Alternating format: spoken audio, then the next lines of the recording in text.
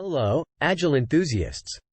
Today, we're diving deep into one of Agile's best-kept secrets, story points.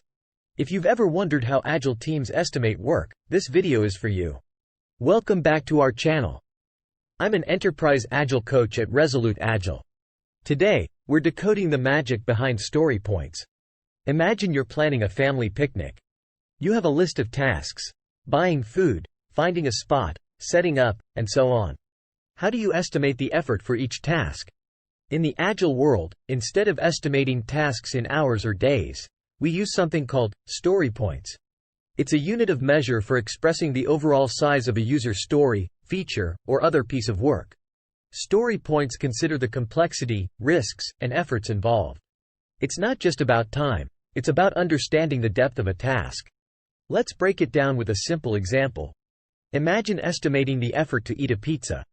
Instead of saying it'll take 10 minutes, we'd consider the size of the pizza, the number of toppings, and our appetite.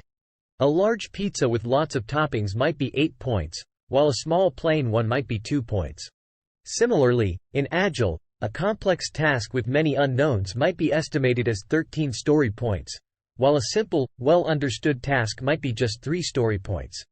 Over time, teams get a sense of how many story points they can complete in a sprint, helping them plan better and deliver consistently.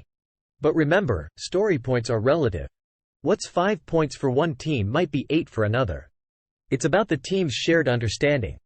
Each team has its own baseline. It's like different people having different appetites. What's a full meal for one might be a snack for another. The beauty of story points lies in their flexibility. They allow teams to adapt, learn, and improve their estimations over time. As teams work together, they get better at estimating, leading to more predictable deliveries and happier stakeholders. So, next time you're estimating a task, think of the pizza. Understand the effort, complexity, and risks involved, and assign those story points. Thanks for joining us today.